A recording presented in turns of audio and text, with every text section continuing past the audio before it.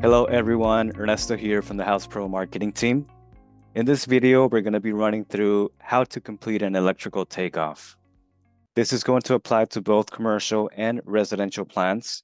So on one plan, you might be doing type NM cable. On another one, you might be doing type MC like we're doing today.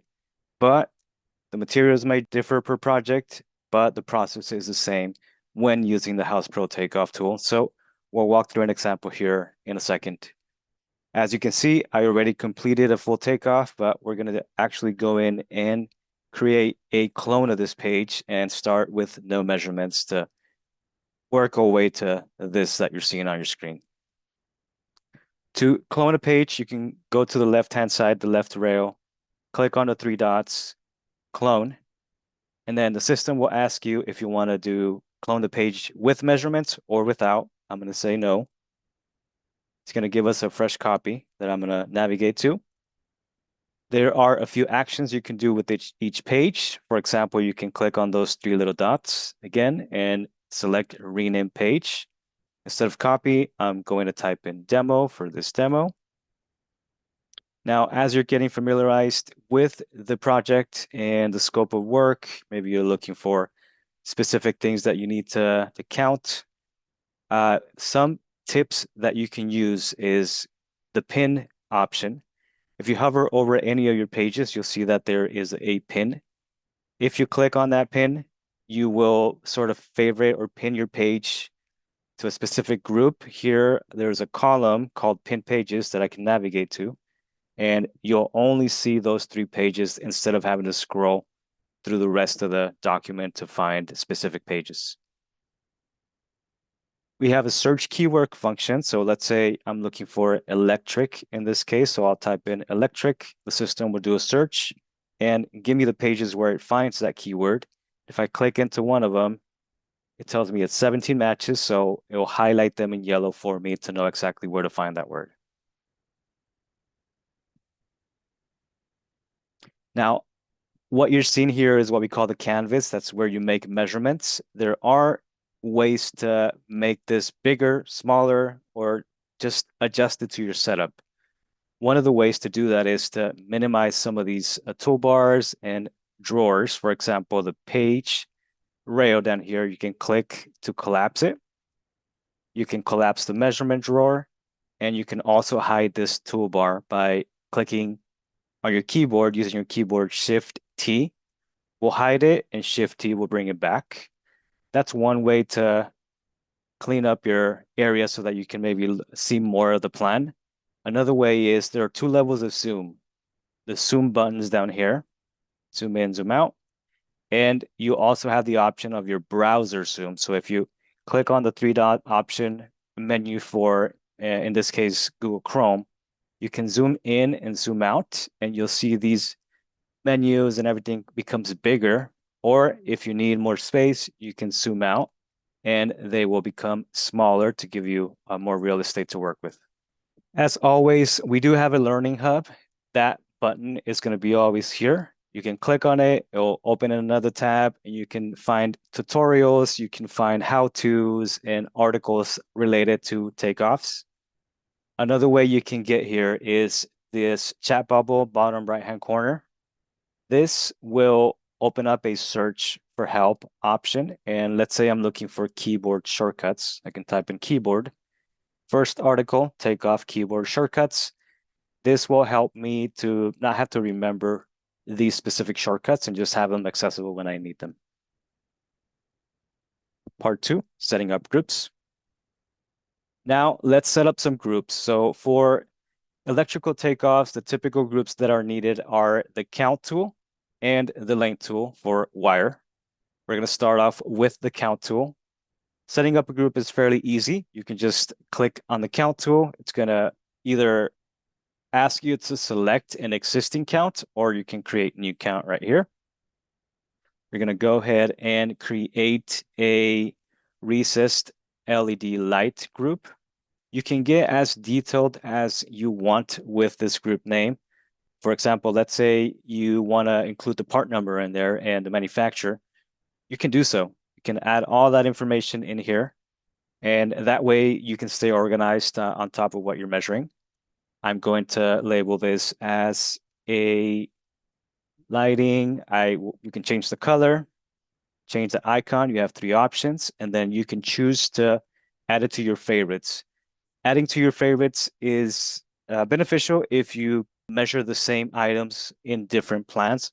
So adding it to favorites right now means in the future, anytime I upload a plan to Houzz Pro, I will always see this fixed 4-inch recessed light in white trim with that part number. So in this case, it might not necessarily apply, and I won't add it to my favorite since it's very specific to this project, but you have the option to do so. Once that group is selected, you'll see it here on the toolbar.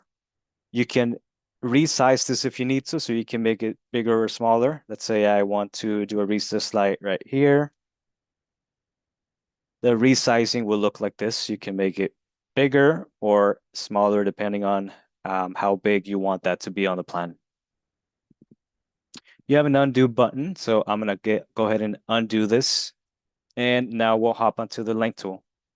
The length tool is to measure, again, linear feet. So this will apply to your wiring. Gonna go ahead and I'm gonna pick from a existing one that I have, the 12 gauge MC cable. There is a three-way switch, so I'm gonna go ahead and measure those connections. First, off the bat, I recommend doing the page scale. So page scale is gonna default to 1/4 of an inch equals 1 foot. You can see that at the bottom left-hand corner right here. And every time you upload a plan, every page will be calibrated to this specific page scale. If you need to change it, you can click and select a different option. I always recommend to measure an existing line in the plan to make sure it's calibrated. In this case, I don't see measurement with a call out. So what I'm going to do is take my length measurement and click in the beginning of this doorway, take it to the end and make sure it's at the standard 3 foot, which it looks like it is. So I am okay. I can start measuring. So there's this switch right here. I'm going to go ahead and click to start. This line's going to follow you around. And you click to change directions and then double click to end the measurement. So I'll start connecting some of these wiring to these lights over here. Double click to end. Now, if you want to do a straight line, so you'll begin the same way, clicking, and then holding the shift key will lock it into a straight line. And then from there, you can click, double click. That saves you a little bit of time. Just lock it in place. It doesn't matter where your mouse is, and it'll still be a straight line. So I'm going to go ahead and connect these over here. Then I'll connect this one to this one right there. And finally, this one I'll connect. Give me a little bit extra room for connecting this one. And I am done. Now let's measure with the count tool. With the count tool, I'm going to select from one of my existing groups. I already have it here under the lighting category. But let's say you know exactly what you're looking for. So maybe you can start typing it. You click right there in that box. 4 feet, linear LED strip. Click on it to select it, and then you just go around and click wherever you find that specific item. Next, I'm going to go ahead and measure my track light. So I will select that specific group, and then I'm going to go around. I'm going to make this a little smaller and go around selecting all my track lights. If you make a mistake, and let's say you click over here and that's not where it's supposed to go, you can click on this move icon on the toolbar, select the item, clicking and dragging, and then just moving it to where you need it.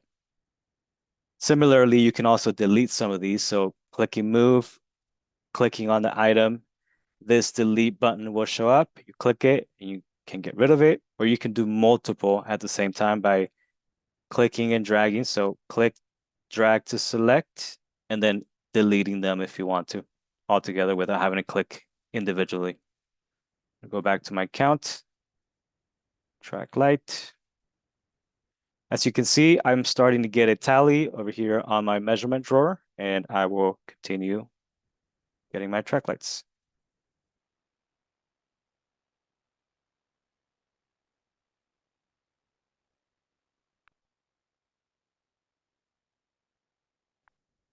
Next, I will do my exit and emergency counts.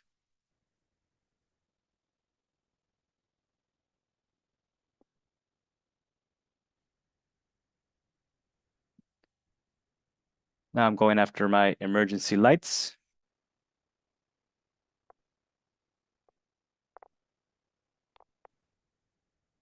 Recess can lights.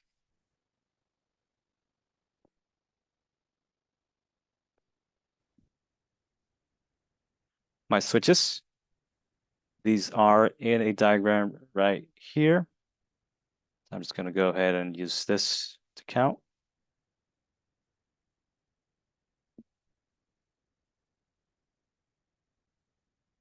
And finally, I will need to account for how many linear feet of track light I need. So under my length, got my group set up, and I will measure each of these track lights. But you can see it's getting a little crowded in here to see the details. So what I'm going to do is I'm actually going to hide all my lighting measurements, all my counts. You can do that by category or by individual group. So for example, I got track light head. I can go into that group, click on the three little dots, hide the layer. That's only going to hide that specific count group, but I can also hide the entire category all at once. Once that's hidden, I'm going to hide this 12 gauge cable as well and continue with my takeoff.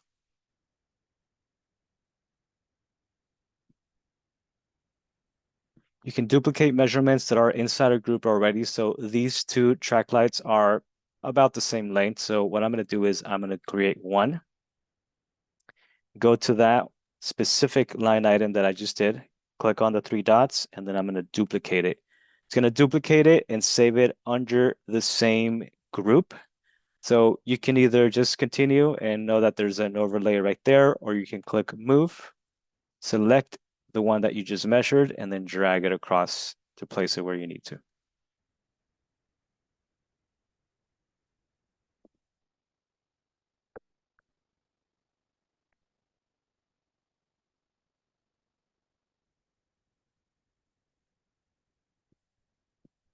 To delete a measurement, I ended this one way before I needed to, so I can go to that polyline 23. I can select multiple if I need to delete multiple, or just select that one and click delete. Now it's gone, and then I can go all the way to the end this time. Done. Done with that. I can collapse it to give me a little bit more space on my measurement drawer and then continue the takeoff. One more thing I need to do is add my MC cable, 12 gauge, and I'm gonna make some connections here. But one thing to keep in mind when doing these electrical takeoffs is there's gonna be vertical drop wiring inside the wall. So I'll give you an example. Let's say my connection, I need to bring all my cables to this specific area right here. And I'll bring a cable from here to here to here. And maybe it needs to drop 15 feet from the ceiling all the way down to where I'm actually going to be connecting it to. I'm not accounting for that yet with that measurement. So in order to do that, the recommended way is just to account for how many times the cable is going to go up and down in the wall. And I'll make a baseline of that measurement. So let's say it's 15 feet. Across, I'll start at this end, take it across to that 15 feet mark, double click, and I'm going to make this, I'm going to rename this to my baseline. And now I'm going to create a count, which I already did, called wire drop. This is to count how many times I need to put wire inside those walls, maybe this wall or a different one. So let's say there's 3 drops in this one. Maybe there's one here, this switch, couple, one right there, one right there. So now it gives me a tally of 7. So now I can go into that baseline drop, click into the parameters, and multiply this by 7 to account for that extra wire that I'm not seeing in this 2D plan.